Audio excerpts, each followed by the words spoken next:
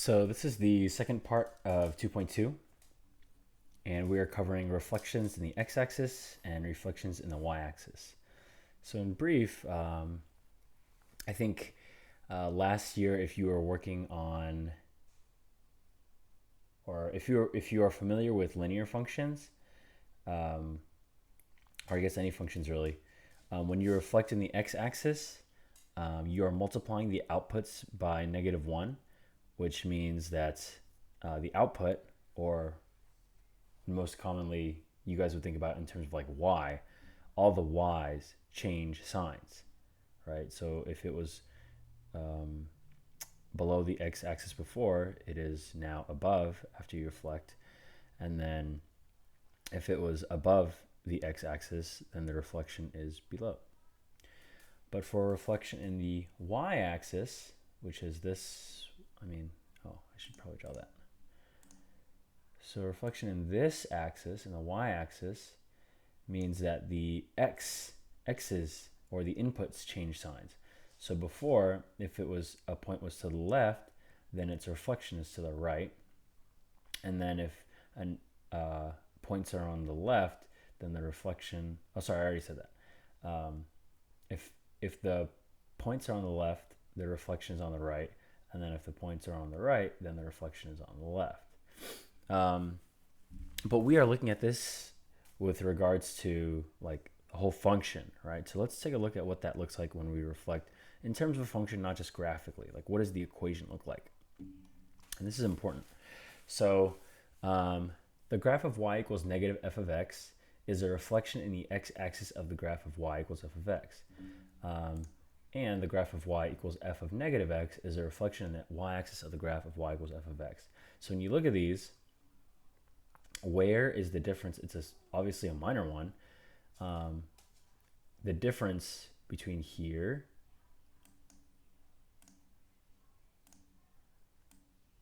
and here in terms of negative placement, as in where is the negative.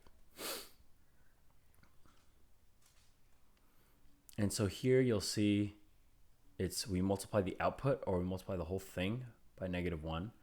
But here, when we reflect in the y-axis, we multiply the input by -1.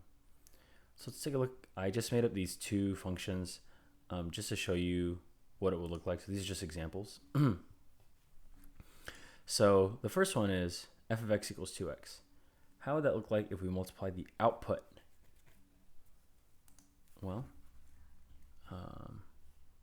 here's negative parentheses 2x, which ends up being negative 2x. And here, we are multiplying the input by -1. So what that looks like is 2 times negative x. But in this case, in this case, 2 times negative x is the same thing as negative 2x. So if our function is f of x equals 2x, the y-axis and x-axis reflections end up being identical. But let's change it up just a little bit and say we are doing 2x plus 1, which is a vertical translation up 1 of the original function. So we're going to start off with a different problem. So this is a completely different example. I just slightly modified it. So this is example 2. Our parent function is 2x plus 1. And this is, sorry, that's bad. F of x is 2x plus 1. And then when we change the input, or multiply the input by -1, we have 2 times negative x plus 1. And what that looks like is negative 2x plus 1. And now let's look here when we multiply the output by -1. So we have negative parentheses 2x plus 1. And here we have to distribute the negative sign, right? So you have negative 2x minus 1. And here we see the difference in terms of the output versus the input, right? Here it's like, oh, I only multiply, the x is replaced by negative x. Like that's what it's saying. But here, when the negative sign is outside, it says, okay, multiply everything by a negative sign. And that's what that will look like. So there's a distinction between reflection in the x-axis, where you multiply the whole output by -1, which means like the whole equation, or the whole function by -1.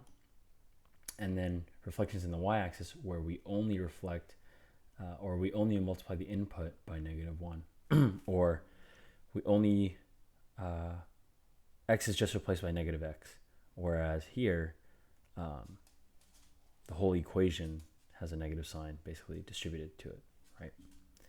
So that's it for reflections, and which is just the next part of this.